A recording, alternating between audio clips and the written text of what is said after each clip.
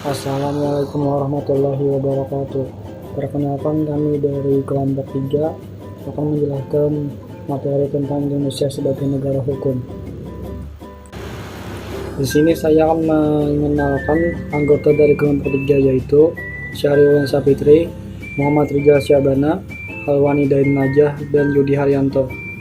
Ada 4 pokok bahasan dalam materi kami. Yang pertama yaitu konsepsi negara hukum Indonesia, yang kedua Indonesia sebagai negara hukum, yang ketiga karakteristik negara hukum di Indonesia, yang keempat penegakan hukum di Indonesia. Assalamualaikum warahmatullahi wabarakatuh. Perkenalkan, nama saya Halwani Dain Najah dari kelompok 3 Negara Hukum dan Demokrasi. Di sini saya ingin menyampaikan materi tentang konsepsi negara hukum di Indonesia. Pada awal mulanya, para pendiri negara telah berwawasan jauh ke depan dengan pemikiran idealnya untuk mewujudkan Indonesia merdeka sebagai negara yang menjunjung tinggi hukum dalam kehidupan bermasyarakat, berbangsa, dan bernegara. Jika pemikiran negara hukum modern dapat dikuantifikasi, maka rata-rata pemikiran idealis mewujudkan negara hukum modern dari bangsa Indonesia telah mendahului pemikiran organisasi ahli hukum internasional. Bila organisasi ahli hukum internasional baru merumuskan negara hukum modern tahun 1965, maka bangsa Indonesia telah merumuskannya pada tahun 1945, sebagaimana yang diatur dalam Undang-Undang Dasar 1945 yang mengatur: 1. Adanya badan kehakiman yang bebas dan tidak memihak diatur dalam pasal 24. Yang kedua, pemilihan umum yang bebas yang memilih lembaga perwakilan DPR meskipun baru. Dilaksanakan pertama tahun 1955. Yang ketiga, kebebasan untuk menyatakan pendapat diatur dalam pasal 28. Yang keempat, kebebasan untuk berserikat atau berorganisasi dan beroposisi diatur dalam pasal 28. Ini prestasi bangsa Indonesia yang seharusnya mendunia atau bentuk keunggulan. Ya, materi selanjutnya mengenai Indonesia sebagai negara hukum. Bukti idealisme Indonesia mendahului hasil Kongres Ahli Hukum Internasional dapat dikaji dengan indikator ciri-ciri negara hukum dinamis.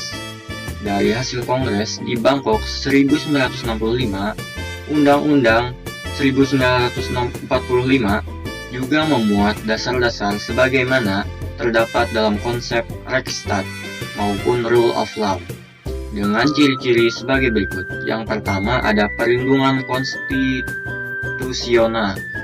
Perlindungan konstitusional dalam arti bahwa konstitusi selain dari menjamin hak asasi individu, konstitusi harus pula menemukan cara prosedural untuk memperoleh perlindungan atas hak-hak yang dijamin.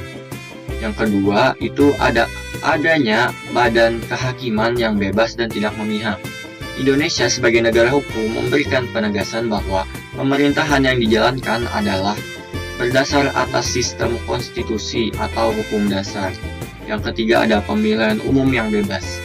Meski negara Indonesia yang baru merdeka, namun Undang-Undang 1945 proklamasi secara formal telah memuat pemikiran untuk penyelenggaraan pemilihan umum di kelak pemerintahan sudah berjalan normal dan stabil. Yang keempat ada kebebasan menyatakan pendapat dan kebebasan untuk berserikat atau berorganisasi dan beroposisi. Pentingnya kebebasan untuk menyatakan pendapat dan kebebasan merupakan hal yang penting dalam menjamin hak warga dalam kehidupan bernegara. Yang kelima, adanya pendidikan kewarganegaraan atau civic education. Sejak berlakunya Undang-Undang 1945, pendidikan di Indonesia telah memasukkan pendidikan kewarganegaraan meski dalam perkembangannya terjadi perubahan-perubahan. Yang keenam, adanya pemisahan kekuasaan. Pemisahan kekuasaan negara adalah teori yang dicetuskan oleh John Locke yang kemudian dikembangkan oleh Montesquieu dan kemudian dikenal dengan Trias Politica Montesquieu. Menurut John Locke, pemisahan kekuasaan negara menjadi legislatif atau badan pembuat undang-undang, eksekutif sebagai pelaksana undang-undang yang merangkap tugas peradilan, sedangkan federatif kekuasaan dalam hubungan luar negeri.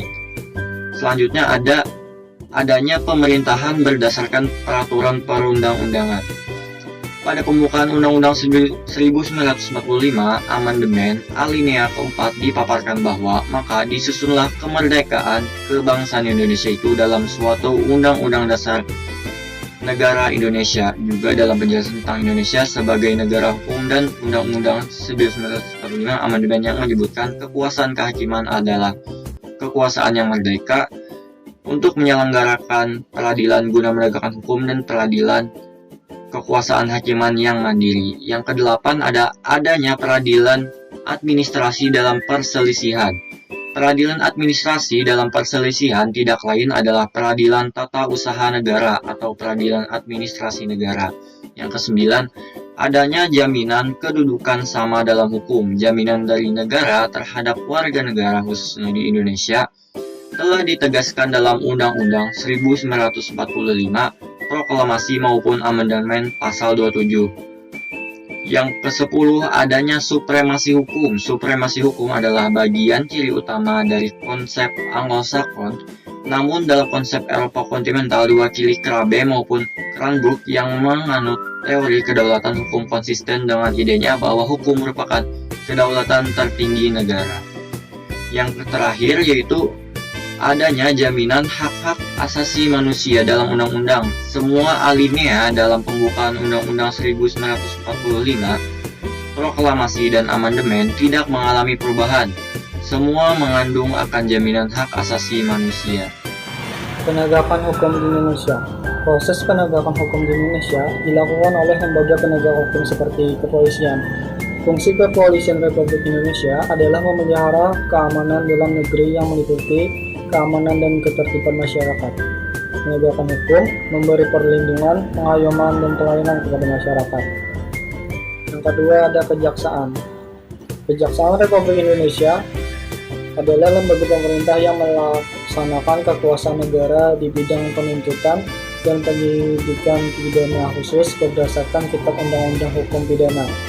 Pelaksanaan kekuasaan tersebut tingkat kabupaten atau kota dilakukan oleh Kejaksaan Negeri, tingkat provinsi oleh Kejaksaan Tinggi, dan tingkat pusat oleh Kejaksaan Agung.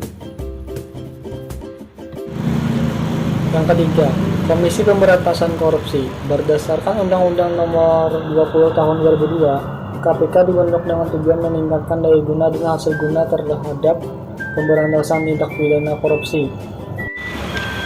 4. Badan Peradilan. Menurut Undang-Undang Nomor 4 dan 5 Tahun 2004 tentang Kekuasaan Kehakiman dan MA, bahwa MA bertindak sebagai lembaga penyelenggaraan peradilan guna menegakkan hukum dan keadilan serta membantu pencari keadilan. Badan peradilan di Indonesia berada di tingkat kabupaten atau kota, provinsi, dan tingkat nasional. Terdiri atas yang pertama, peradilan negeri. Berkedudukan di kabupaten atau kota adalah peradilan umum tingkat pertama. Yang kedua, peradilan tinggi. Berkedudukan di tingkat provinsi adalah peradilan umum yang menangani tingkat banding dengan penekanan perkara prioritas korupsi, terorisme, narkoba, maupun pencucian uang. Yang ketiga, Mahkamah Agung. Puncak kekuasaan kehakiman yang berhak mengadili tingkat kasasi serta menguji peraturan di bawah undang-undang. Yang keempat, Mahkamah Konstitusi. Merupakan lembaga peradilan tingkat pertama dan terakhir untuk menguji undang-undang terhadap UUD 1945, memutus sengketa, kewenangan lembaga negara yang kewenangannya diberikan oleh Undang-Undang 1945, memutus pembubaran partai politik, serta memutuskan perselisihan hasil pemilihan umum. Selanjutnya saya akan menjelaskan materi mengenai karakteristik negara hukum Indonesia. Karakteristik itu merupakan ciri atau tanda yang bisa kita gunakan untuk mengidentifikasi. Dalam konteks negara hukum, seperti yang kita ketahui bahwa negara hukum di Indonesia berdasarkan dengan Pancasila yang bersifat universal dan netral. Negara hukum atau biasa disebut dengan Rehtat atau the rule of law merupakan negara yang menjalankan suatu tindakan semua berdasarkan pada aturan atau sesuai dengan hukum yang berlaku. Jika ada seseorang yang melakukan tindakan melanggar aturan, maka ia berhak mendapatkan suatu hukuman karena telah melanggar hukum. Adapun ciri-ciri atau karakteristik negara hukum yaitu yang pertama, adanya sistem ketatanegaraan yang sistematis. hukum sebagai patokan segala bidang atau bisa disebut dengan supremasi hukum, adanya perlindungan dan pengakuan hak asasi manusia, sistem peradilan yang tidak memihak dan memiliki kedudukan yang sama dengan mata hukum, adanya pembagian kekuasaan yang jelas, adanya peradilan pidana dan perdata, dan yang terakhir adalah legalitas dalam arti hukum itu sendiri. Selanjutnya yaitu kesimpulan.